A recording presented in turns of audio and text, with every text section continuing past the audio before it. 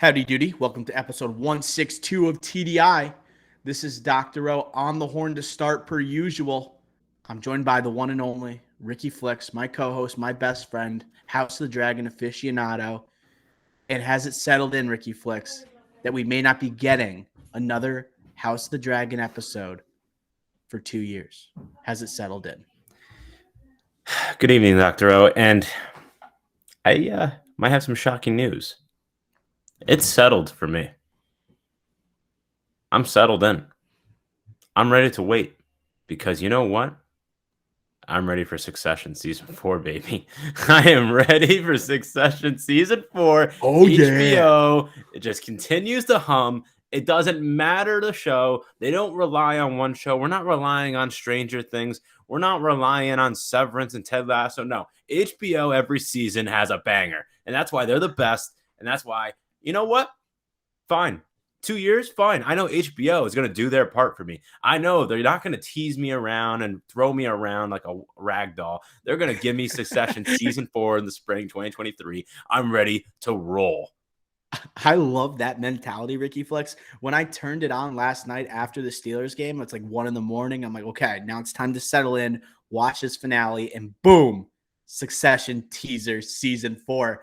I was thinking to myself, like, what are we going to do with ourselves after House of the Dragon? We got no more Marvel shows right now. Like, what are we going to keep recapping? I know we got Andor still coming out weekly. And I was thinking, yes, I know. We are a movie podcast. We are, but we love doing the TV recaps too and the reaction episodes. I think they're electric, and we have a certain passion for it. And I was thinking, like, okay, do we do like a recap of like a build-up towards House of the Dragon season 2 and just go through Game of Thrones, do a watch along with the audience?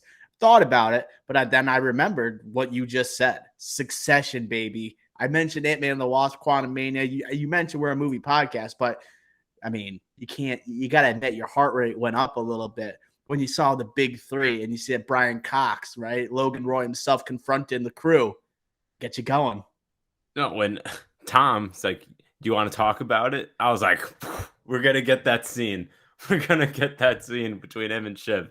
I was like, all right, I'm ready. Buckle up. I'm ready. And Greg the Egg clapping for Logan with Tom there. I'm like, oh my God, we're getting the Civil War. It's happening. Way too early Succession season 4 prediction. Greg's switching.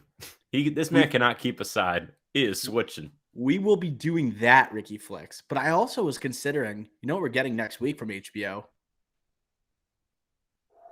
White Lotus season 2. Oh, I'm a White Lotus guy. It's coming out next weekend. Like it's just, as you said, banger after banger. No one does it like HBO, Ricky Flicks. No one does it like HBO. It's so weird how White Lotus won the most Emmys. When like, I love White Lotus season 1, but like, was that the best show last year? No. It feels like a hidden banger, you know? Like it doesn't seem great. like, yeah. Like maybe I just wasn't aware of like the buzz that it generated, but after like now the trailer for season 2, the success it had at the Emmys, you're like, HBO, just another another cog in the machine. Keep it rolling.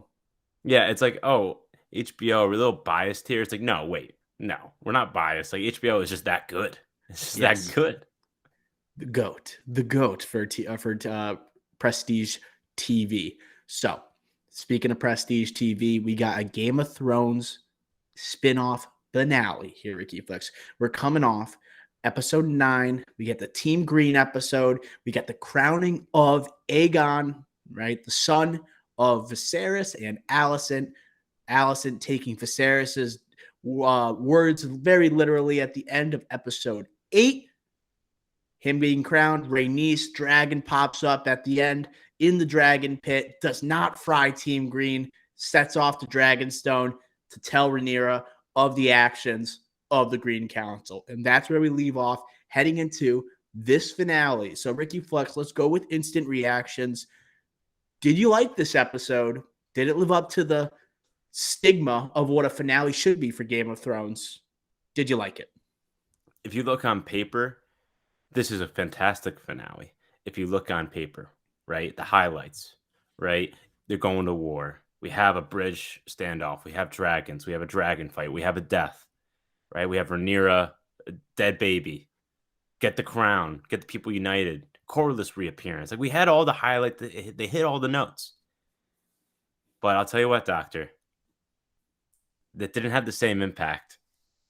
Like Lucerys, that's our death for House of the Dragon season 1. Is that really our death? I knew Like, you were gonna be critical of this. Like you were talking about the last episode, you're like, we need a death, we need a big death, and it's not enough just to have Viserys in episode 8. I knew this is where you were going. and like, I did. We like it was obvious, but I did say this throughout since last episode that this was gonna happen. It happened, and the way it happened was sick. I will say, and that's a little sneak peek to our 3 stars and power rankings later on. And it does end up starting the dances of the dragons, the war. This one action, the last scene of the episode, basically. Yeah. So yeah, but if I'm looking back at Game of Thrones season 1, which people just they love the finale, right? But they hate on for how slow it is. If I'm comparing seasons of Game of Thrones to House of Dragon, like this is still behind season 1, and I think it's because yeah, you have the penultimate episode with Ned Stark, and then you have the season finale. I'd say are both better than House of the Dragon here, and I guess that's just the direct comp, the direct comparison that I'm gonna just draw towards. So yes, was this episode successful? Did it hit all the notes? Yeah, but did it still hit me like a Ned Stark dying? No, and I wasn't expecting that, but I wasn't expecting Rhaenyra to be a little like in and out. I don't want to go to war the entire episode. Yes, it makes sense, but like, hey, we're not Daenerys. We already saw Daenerys Targaryen do that. Like in Game of Thrones, yes, that's the actual Game of Thrones. It's a prequel, but no, like I want to see like Daemon go balls to the wall. I want to see this going on, not just talk the talk. I want to walk the walk. Ooh, Ricky, what a quote. I think that you're going to get what you want. Future seasons, Dance of the Dragons, how are you? You get a little taste at the end of this finale.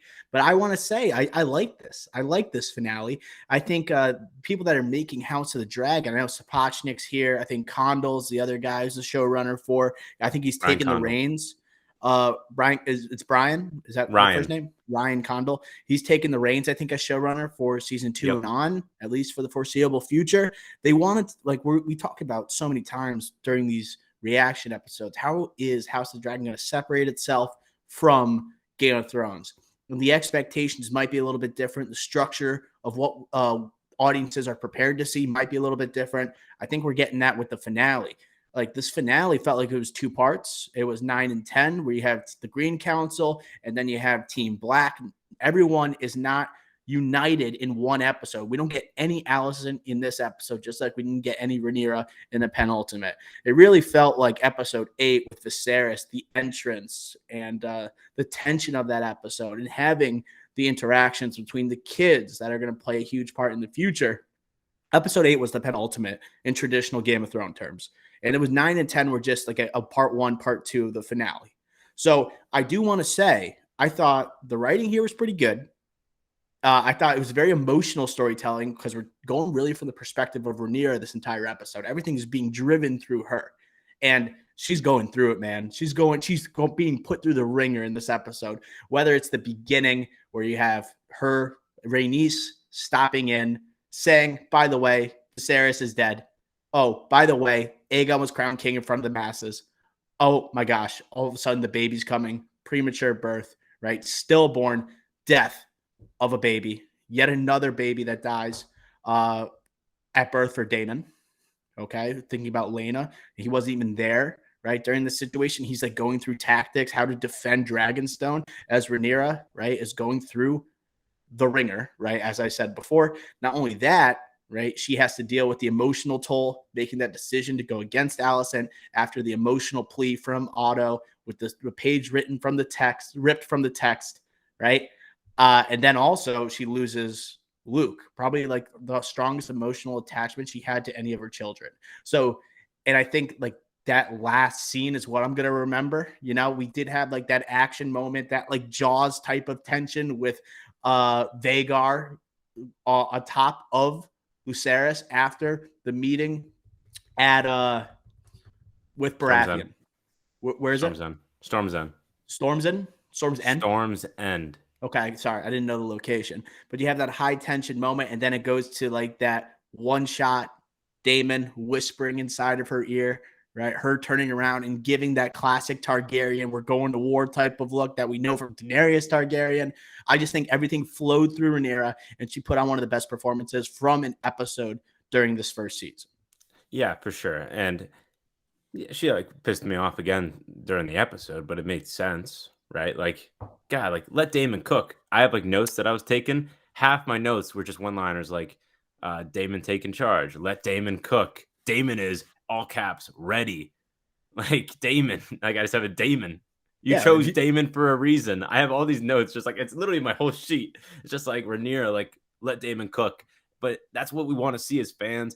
But they're teasing us a little bit, right? And they're teasing us for the rest of the season, the Dance of the Dragons, for when Damon will cook. So yes, this was a little frustrating of an episode because Rhaenyra is like, oh, let what was it like? I'll to answer on the morrow. Like what the f? Like what? WTF?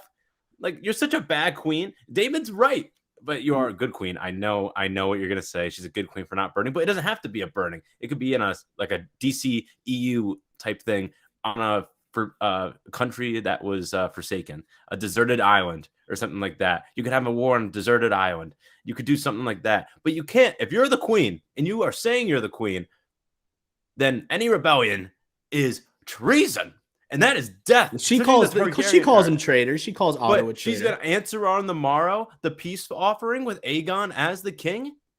I The think I think disrespect. I think in that regard, like obviously she's channeling her inner Viserys in that situation where she And he was a wants bad to. king.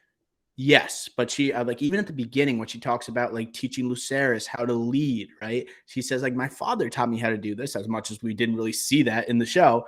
She's like she takes from Viserys. And I think also you talked about Daemon here. Like I like the writing in this episode because I think it sets up some real problematic situations in that marriage, right? Beyond him just choking Mm. Rhaenyra, right? After she lets him know about the prophecy that Viserys told her. Dreams didn't make us kings. Dragons did. But honestly, the best quote of the episode. Damon always gets the best quotes. He honestly Yeah. does. And I did want to say, I don't even know where should we start there in that dynamic with Damon and Rhaenyra because I did want to say like this show and you're talking about how soft Rhaenyra is. I think that's kind of a lot of these characters. It seems like I mentioned how good the writing is, but also compared to old Game of Thrones, they don't want anyone to seem too unlikable. You know, like they almost don't want to have Damon be full on that bad guy. They don't want to have Aemon be full on that bad guy, even when he loses control of Vagar and he's not the one taking credit for like the death of Lucerys. Like old Game of Thrones, they'd be like, I'm going to kill this guy. I'm just going to take him out, take his dragon, and then we move on. End of season, declaration of war. And now they make it look like, oh, Aemon really didn't mean to do that, even though he taunted him through the air with his monster dragon that is literally 10 times the size of Vermax, right? And Dragons, Lucerys' dragon. It just feels like this show is trying to make too many of the characters likable when they should just make some of them all out villains. Ramsay Bolton. Yes, exactly. Like Joffrey, unlikable in all regards. I think they have like Team Black versus Team Green. They want you to be torn a little bit, but like just make one side evil. Why not? That's what we like most So about Game of easy. Thrones. Like Cersei, pure evil. But some people were Team Cersei. Like just make one side evil. Some people are going to lean towards that way. It's just human nature. Not everyone's gonna agree. Right. It just makes things simpler. Right. And we already have like the argumentative dynamics in terms of like political motivations, like Rhaenyra versus Daemon, and like Rhaenyra taking on the role of Viserys. But also she's like emotionally invested because of the plea made by Otto during when he goes to Dragonstone to make terms. But I think Daemon, he's also a fascinating character in this episode because he's also going through it, man. Not only is he lost a child, but he seems like he has other like things going on right now. Like when he finds out Viserys is dead from Rhaenys, he immediately says, "This whore slayed my daughter. This whore slayed Viserys." Like he immediately thinks treason. They killed him. No matter if they did or didn't, that's what he believes, and he is vengeful from the get-go in this episode. Even when Rhaenyra, right, who is presumably she is named queen, she's wearing the crown. She is meeting with her council to talk about actions to be taken to protect Dragonstone. Daemon is interrupting her. He's saying what he needs to say because he feels like not only is Rhaenyra being disrespected, but his brother, who he was stood by for so many years and who was a trusted confidant, also he thinks he was murdered. Okay. So he's willing to do whatever it takes. So it's kind of interesting to see that dynamic. Like, I think they're going to be on the same page, judging by the very end of this episode. But like during this finale, it was kind of interesting to see that political dynamic there. Yeah, no, I completely agree. I think that like throughout the episode, it's like, does like Rhaenyra and Allison, they just don't want the crown. Does anybody want the crown except like Aemon, Daemon, and Corlys? And they all know they're not gonna get it themselves. Like it's like everyone else that actually can get it doesn't want it. Good point. Right. And it's just frustrating.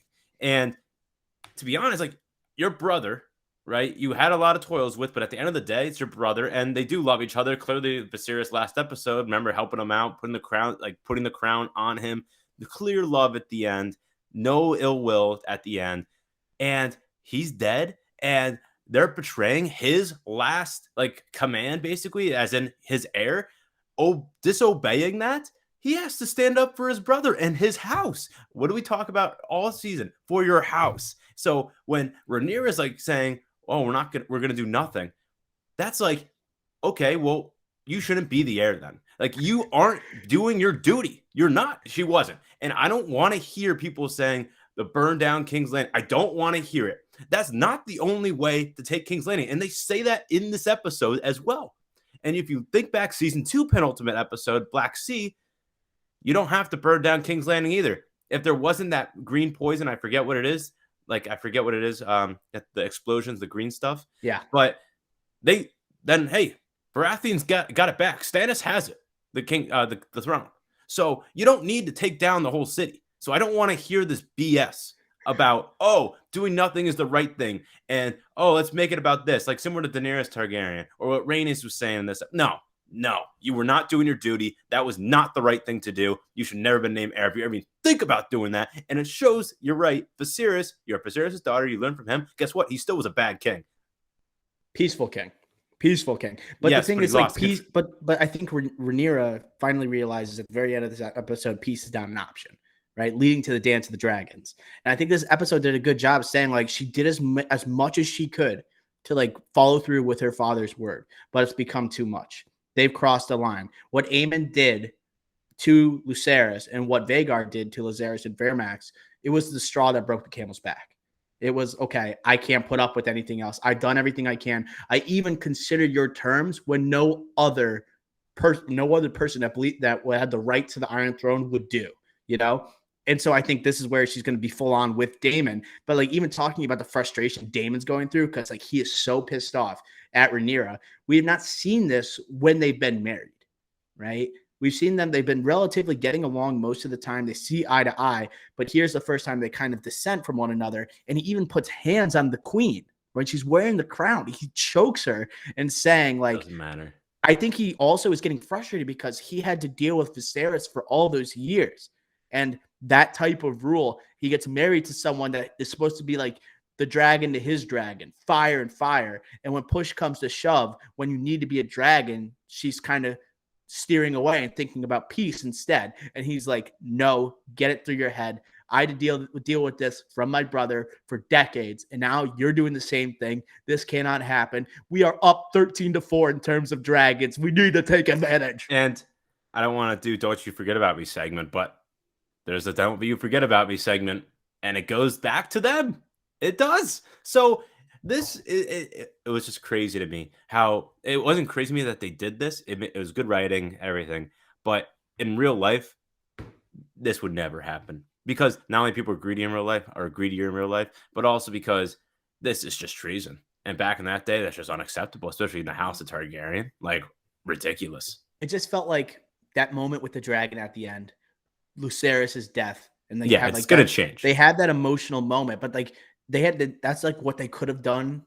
That where it's like, okay, we're giving you a big ending, right? We're giving you an action-packed moment in a pretty slow episode. And we're building up to like these next few seasons with the Dance of the Dragons, right? We're going to get more and more dragons here. And they're giving us like a Jaws-like moment for the last 10 minutes of the episode, which I thought was electric, by the way. I thought it looked great, although like sometimes the rain made it tough to see. Yeah. Rain made it tough to see. But I love the aesthetic of it all. I know some people don't like, I like the lighting of it. I loved it. I love the shadows that they used. I love going below the mountains, then popping up out of nowhere. All of a sudden you're in daylight. I thought it was really cool. And I think it was something where they did something audiences can consider big without diving too deep into the actual dance. Are we gonna get into that right now? So you want to go to prior two, and you want to talk about Lucerys going to see Baratheon, trying All right, to all right. come to terms. I'll hold my thoughts on the end. All right. Like, and I didn't know if you wanted to add anything about Daemon talking about the dragons 13-4. I think actually before we even go to the Baratheons, we should talk about Daemon approaching Vermithor. I think that's how you pronounce it. Vermithor. He's singing in We'll go High with it. Valerian. I believe this dragon used to be owned by King Jaehaerys. Yes. So Correct. he's going. He has the torch lit up. He's got an okay singing voice. I can't say Matt Smith is much of a singer. I don't know what his background is, if he has any Broadway experience, but I would doubt it based on this scene. But he has that moment where he comes up to this dragon that looks like it's going to be a monster, an absolute massive dragon that can challenge potentially the likes of Vhagar, who seems to be uncontrollable when Aemon is on top and riding him. Probably because it wasn't really his to have, it was Lena's. So I just want to get your interpretation of that scene. Like, this goes with the idea, like, Daemon thinks dragons are the way to win this fight. All right. And they have the numbers, and they basically Vhagar counts as like 4 dragons because he's such a beast. Right. Yeah. And he's so uncontrollable. But what was your take this on is this? so I have 3 Don't You Forget About Me's, and this is my number 2. Okay. This Verthmore, however you want to pronounce it, he's the second biggest dragon in Westeros. A century old. This is confirmed, by the way. This is confirmed him. Facts. It's him. Fact checked us. I dare you. This changes the tides. Because clearly, when you're looking at that final scene, Vhagar is massive. They show him so much bigger in this scene than they did with young Aemon. He is so much, like, aesthetically looking, like, visually bigger than that every shot other dragon of the shade, like that's the It's shadow over him. That was incredible shot. he literally the dragon. I know Lucerys' dragon's like one of the smaller ones, Star X or whatever, but like still, it needed like 10 of those to make up the size of Vhagar, minimum. Thick boy, big boy, like insane. So Birthmore does change the ties where, okay, they still have the biggest one, Team Green, but hey, you got number 2, and then you got numbers in droves with you. So, Depth. yeah, but you have a lot of depth. And guess Deep what? roster. There's more dragons out there. And if you're going to have anyone else tempting dragons, I don't care how bad his singing voice is. Damon's my number 1 pick for tempting dragons to go on my side. Riderless dragons. There's plenty of riderless dragons out in Westeros. They were talking about it. I'd rather have him than Aemon. Aemon clearly can't control Vhagar. I don't think anyone could control Vhagar though. Maybe your old owner or old rider, or old husband of the owner. Oh, Daemon maybe understands that better. Imagine, because I'm just gonna say it, right? Why not go into it a little bit? Why not? This is why we talk about like this show and our reaction podcast. Like, we know the connection that Vhagar and Lena had, right? Vhagar, emotional type of connection where Vhagar is the one who absolutely eviscerates Lena on. She has to basically beg Vhagar to do so.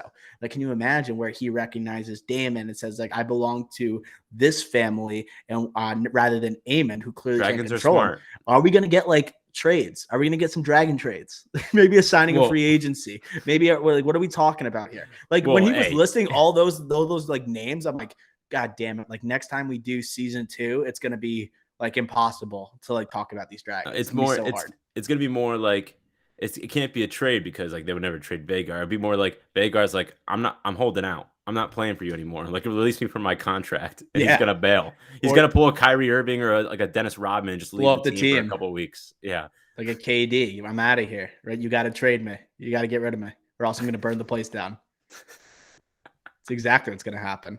But you also mentioned like a turning of the tide, and before we get into the moment, right, between Lucerys and Aemon, I want to talk about Corlys for a sec, because Corlys shows up Corlys sighting for the first time in like 3 episodes, and I felt this was a turning point when he showed up, because Rhaenys is pissing me off, bro. Like, Rhaenys is just out of the top 5. She is not in the power rankings, bro. When she not in my power rankings, and anymore. Someone who declares that she like thinks for herself and she doesn't let a man dictate like how she thinks, all of a sudden, like, everyone's bowing to Rhaenyra, when she puts on the crown, she's just standing there looking like an asshole. I'm just like, what do you just brought up and ruined the ceremony for Aegon, and you're not kneeling for Rhaenyra? Like, what do you think about going to the other side here? Like, what is this BS? Like, just take the knee, okay, and stop being a jerk and waiting for Corlys. Like, Corlys, and she's pissed off at Corlys when he comes back. I'm like, dude, like, Rhaenys, get out of my face. You're just annoying the crap out of me, literally the entire episode.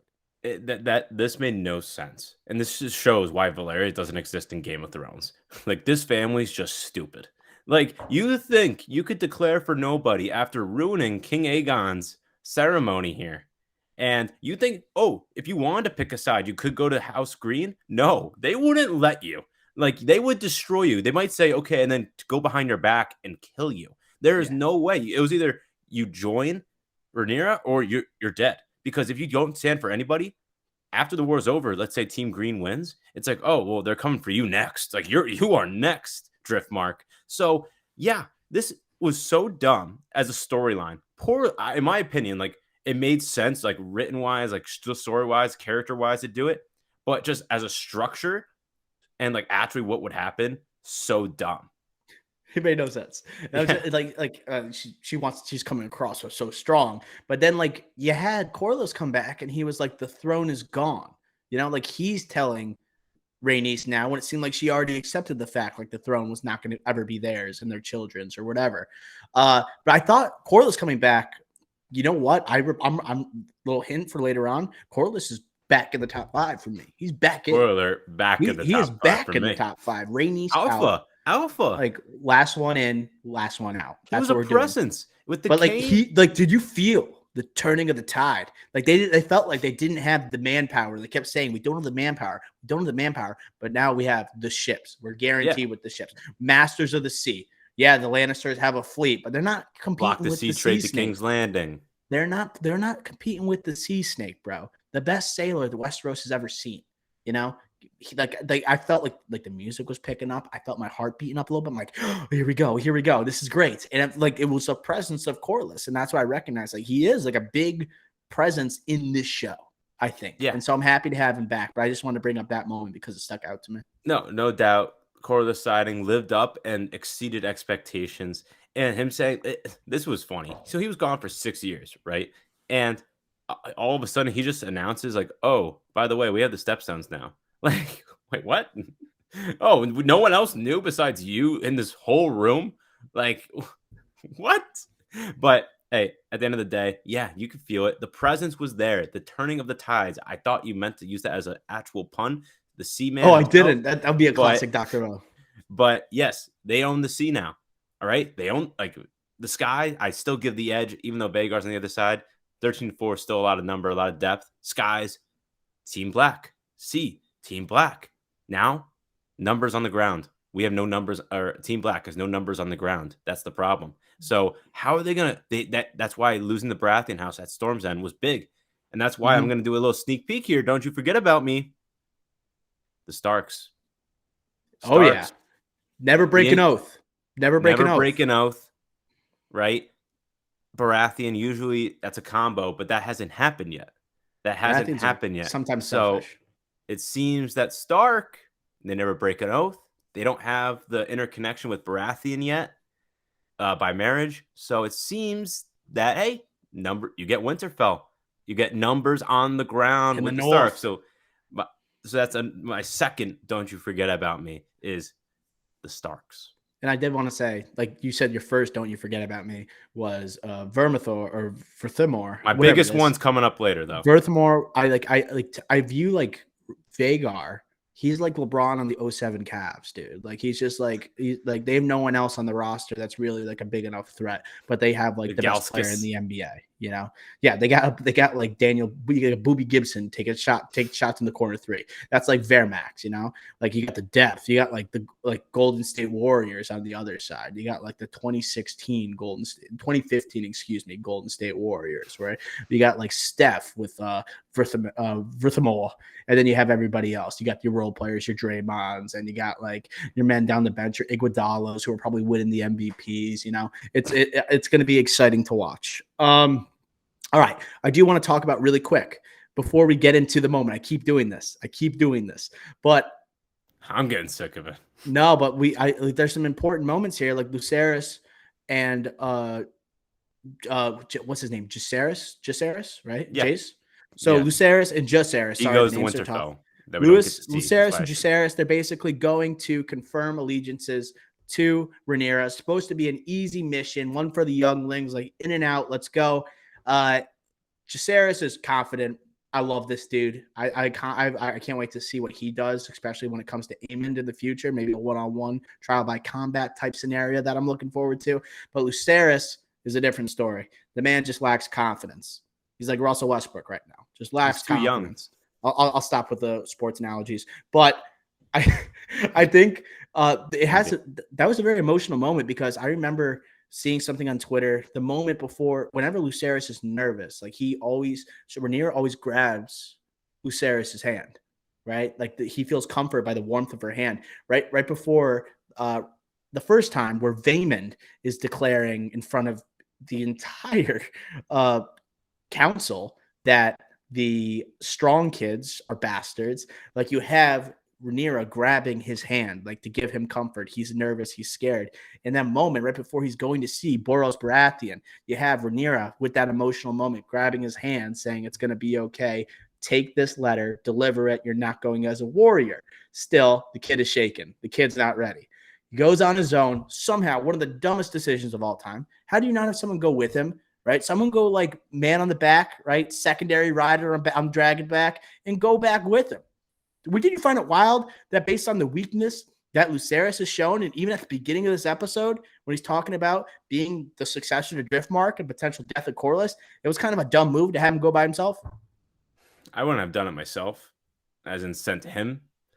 Like clearly, even in the one-on-one with his brother, the training sequence, like tell like he just wasn't even ready for that. Weak. So it was kind of shocking for an area that or a house, the Baratheons, that's so powerful that you kind of need, right? You have no men on the troops, like I was saying. You kind of need the Starks, and like having one of the two is great, but you kind of need both to match up the King's Landing and that army. So to lose that both is like oof.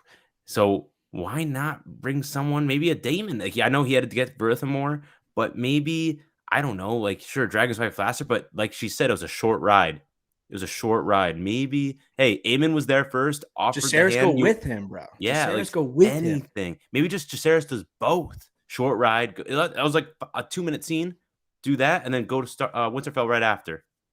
Right. And no then, matter what, you weren't getting Storm's End. You weren't gonna get the Baratheons because you already were married to Driftmark. You can't lose Driftmark and obviously the Iron Throne, heir to the Iron Throne. So it's like, hey, you had no other people to marry to the girls, so you weren't gonna get it no matter what. So it's not a big loss. As it's all right, it's not like a holy crap, like we missed something that we should have had. You had nothing to offer that was better. What was obviously the big thing was what happened at the end. And if Jacaerys was there, maybe he would be able to negotiate better than Lucerys could. Like Boros Baratheon's a pretty scary looking guy. He's a pretty intimidating person, which leads us into the moment where we get Aemond. Okay. Aemond has already met with Boros Baratheon. He has made a deal where one of the children that is at King's Landing, I forget who, is going to be married to one of Boros Baratheon's daughters. And then obviously you have Lucerys coming in late saying, we want your allegiance. You swore an oath to us and things like that. And he's just like, what do you have to offer? He's like, I'm strictly a messenger. Not like he could do anything anyway. And then on his way out, what happens? Aemond throws a knife towards Lucerys and says, give me your eye. Give me your eye. And then you get the reveal of the blue eye, the lifting of the eye patch, the blue sapphire that comes like glimmering out of Aemond's face. What do you think of this moment, Ricky Flicks? So I thought the reveal of the eye was sick. The eye looks sick. The eye White does Walker look vibe. sick. Yeah, very cool. But I'll tell you one thing. I thought it was kind of lame. Take out your own eye. Like, who would do that? Well, I think he said do it or else I'm going to do it for you. And then Boros is like, nah, not in my house. Yeah, but like, do it. Would he actually think like, yeah, sure. Like we were just talking about how much of a wimp Luke was, but like, he's too much of a wimp to do it himself, even if he like wanted to do it. So it's like, what are we doing? Like, why even include that? That was a waste of time. Like, honestly, I think he was just trying to embarrass him. I think for the most part. Yeah. What was good? What I would say, besides the eye reveal, the best part of that when he's like, Strong, or he calls him Strong instead of Targaryen, like, and he Oh responds yeah. to it. I hate when they respond. It's like, buddy, just like don't respond until he But actually he was says like your pissed real off. name. Like Lucerys was pissed off, and he like responded to him, which is more than he would have usually done, in my opinion. Like he would usually, if he's on his own, he usually look to Jacaerys on his left or right and say, "Hey, help me out, dude." But he was on his own, and you knew he wasn't going to make it. And like at that point, you're like, he's in trouble. This Yeah, guy's in Dunzo. trouble. And I felt so bad because I like him. Like I like Lucerys as much as how weak he is. Like I have an attachment to him. We haven't gotten much of the screen time with him, but I think it's the kid acting in this is pretty good. I'm not gonna lie. I agree, it's pretty good, the kid It's pretty acting, but impressive. I think just different to you. It's like that's why like his death was the death of the season. It's like, I didn't have any attachment to him. Yeah. I And that's didn't. why you combine it with the dragon and then you Aemon doing it and then like the stakes that are at that level. It's like they tried to make it as big as possible for the dance. And then we have dark and stormy night. Lucerys traveling the skies, and he knows it's going to be tough. He has to convince Vermax it's going to be okay. And then all of a sudden you see that looming shadow covering the width of your TV screen, no matter how big it was. And you have the taunting of Aemon against Lucerys. And then it doesn't seem like there really was any ill intent to actually harm Lucerys. Yet we come to a moment where Lucerys actually retaliates after all the taunting. Not Lucerys, actually. It's Starks. against Lucerys' will. Vermax blows a little smoke, right, in Vagar's face, and then Aemon wants to turn back. Vagar is not having it. He takes control and then absolutely eviscerates, swallows, chomps on Vermax and Lucerys, leading to the end of the episode. Yeah, I don't know. I don't know what else we can add. I think we talked about it a few times. Anything else to add about that impactful moment? Do you think Aemon? I mean, I think there was an argument made after the episode, the writers, that like you don't know necessarily whether Aemon wanted this to happen or not. They were kind of initiating that, like, hey, this might have been intentional. Do you think it was?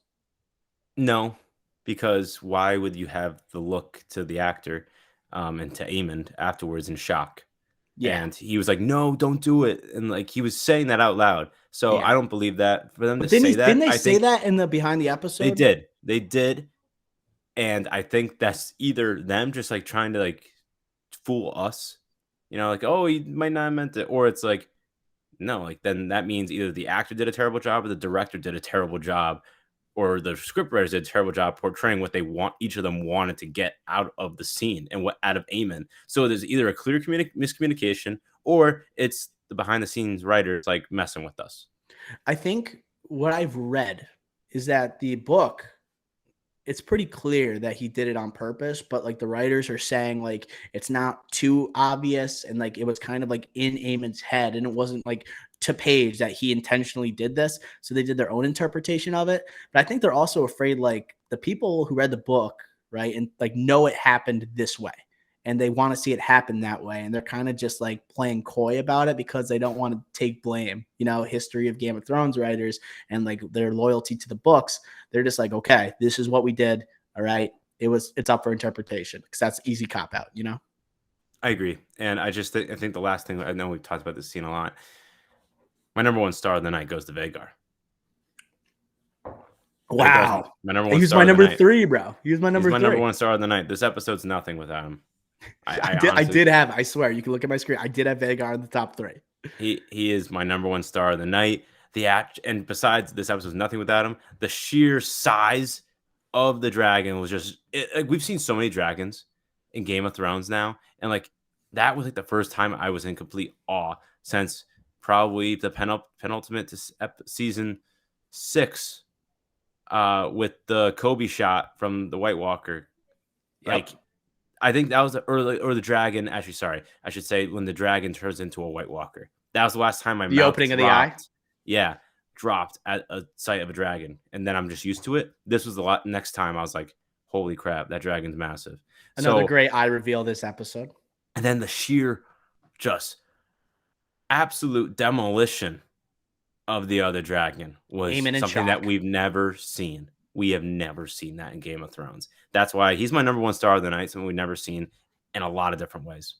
and he has like that ruthlessness that you usually see from actual human characters at the end of Game of Thrones seasons. It was the dragon this time. Took matters into his own hands. He is like Damon as a person. He ain't taking it. He's going to act if someone Take the head off. disrespects him. He takes that disrespect happens, chomp. See you Monday. Who else did you have for your 3 stars? I had Vagar at 3. You want to go through the rest you got? Yeah, I think just by the sheer force through the episode, like this episode was ran through Rhaenyra, so I think she would be my number 2 by default.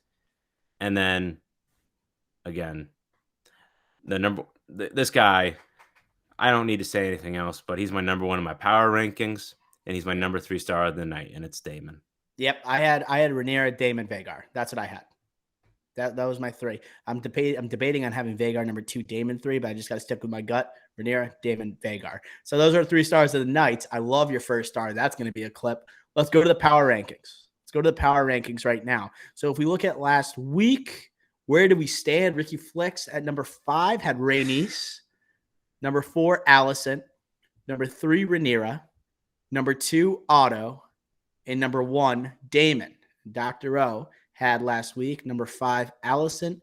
Number 4, Otto. 3, Aemond. 2, Rhaenyra. 1, Damon. What do we got this week? Like I said, Damon keeps his slot at number 1. Damon keeps his slot at number 1. Rhaenyra takes back her spot at number 2 for me. Just takes it back, not enough to get to 1, and Damon does too much to drop his slot at number 1. He's number 1 from episode 1 to episode 10. What a powerful performance in the power ranks from Damon. My number 3 was someone that didn't appear in this episode. Actually, I look at this, it's kind of weird because I actually have her moving up a spot from my last week, but it's kind of by default. It's Allison. Again, because I had Otto at 2, and I had, who else? I had at 3. I had Rhaenyra at 3, and I had Allison at 4. So I moved up Rhaenyra and Allison. So I'm basically just dropping Otto down. Okay. And Otto's going where? Okay. Hold on. Oh, wait. Do you want to go at all? Or do you just want me to? No, I want you to run through. Okay. I think Corlys was so good in this episode. He deserves a spot in the power rankings. Now it's just like, where does he go? 4 or 5, right? I'm going to put him at 5. Okay. And I had Otto at 2 last week. I don't want to drop him out of the power rankings. And he had a good appearance in this episode.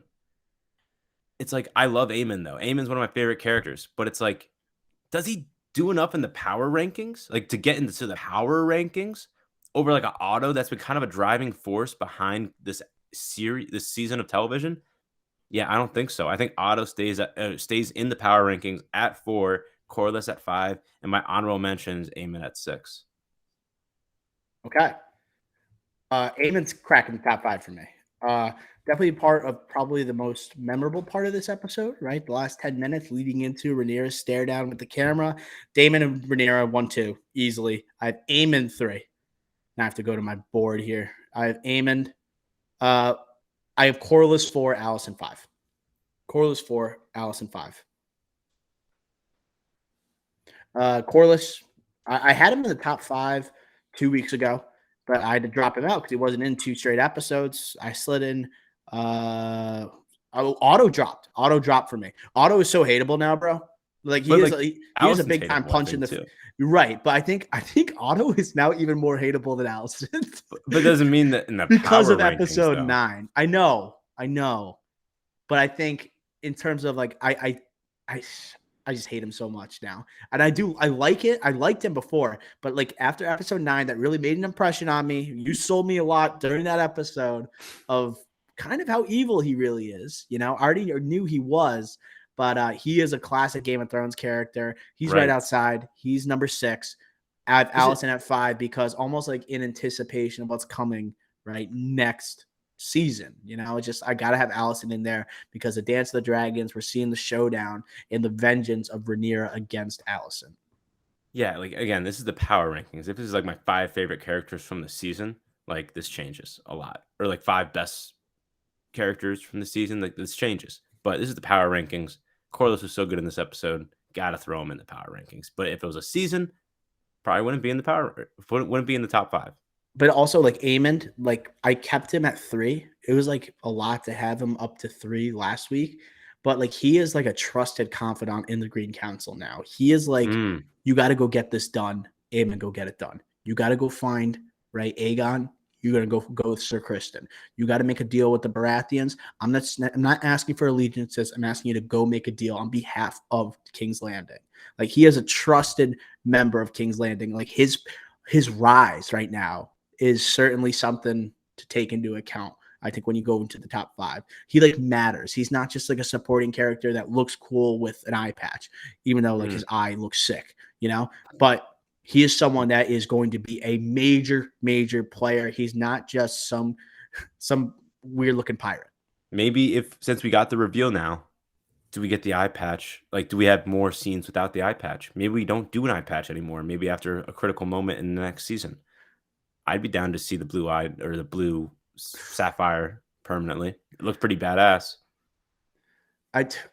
Yes, I'm just staring at my top 5 right now, and I'm looking at Corliss in there and like no auto, and it's like driving me nuts a little bit. But I'm going to keep it. I'm going to keep it because I've been someone that was in favor of auto for most of this season until like literally this episode.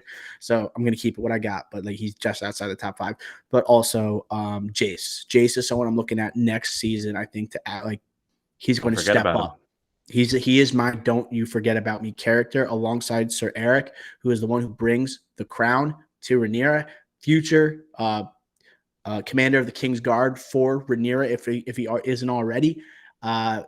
I can't wait to see him. He's had some interaction with Kristen Cole already. That's a potential showdown to look for. But I'm going to have Eric as the don't you forget about me. I also had Verthamore as well, just because dragons are going to like play a massive role in the next season of House of the Dragon. Yeah. So my don't you forget about me's, I had 3. I mentioned 2 of them already, the Starks and Verthamore, right? But my number 1, don't you forget about me. My number 1. What the heck is on Daemon's neck? Is he sick? Oh, Does man. he have a rash? Okay, what is on his neck? I don't know. I didn't see it. Am I crazy? I didn't see anything on social media about this either. What is on his neck? I don't know what you're talking about, bro. It looks like there was like a red thing on his neck. I don't know what it was. Stress, rash. But every detail matters in HBO shows, let alone Game of Thrones, let alone House of the Dragon. I don't know. I don't know. Maybe it's just hanging around the dragons too much. I have no idea. But I like honestly, like what I had to is Craig Stark. That's the other guy. Like he's going to be. I can't wait to have Starks back in Game of Thrones shows. Like, those are my boys, bro. Those are everyone's. That's my house. That's my house. Jump around. House of Pain. Weird reference there. All right. Basketball, House of Pain. Any other final thoughts before we wrap up these House of the Dragon thoughts here? The finale. It's done. Hey, we're critical because we love Game of Thrones. That's why we're critical of season 8, right? But you know what? This lived up to the hype, I think. This surpassed took over expectations. These 10 weeks took over not just TV, but entertainment. Besides like the NFL and college football, like football runs America, this was the next thing. This, like, we haven't reviewed a movie until tomorrow's episode. When you're listening to this, tomorrow, Black Adam. We haven't reviewed a movie since House of the Dragon, I think. This demands our attention. It took over the drive-in. It did, and for a good reason. This beat expectations. Yes, we're critical of it because it's that good, and we care about it. And that means it was superbly successful. So, like, hats off. Hey, I'm taking off my hat. Something I never do on the drive-in. Take off my hat to Michael Sapochnik. Sapochnik, you got to get that right. Yeah, never. A toast. Cauldron, a toast. Thank you. A moment of silence. Rest in peace, season 1, House of the Dragon. Also, we have to say this finale for HBO, the most watched finale on a premiere since Season 8, Game of Thrones.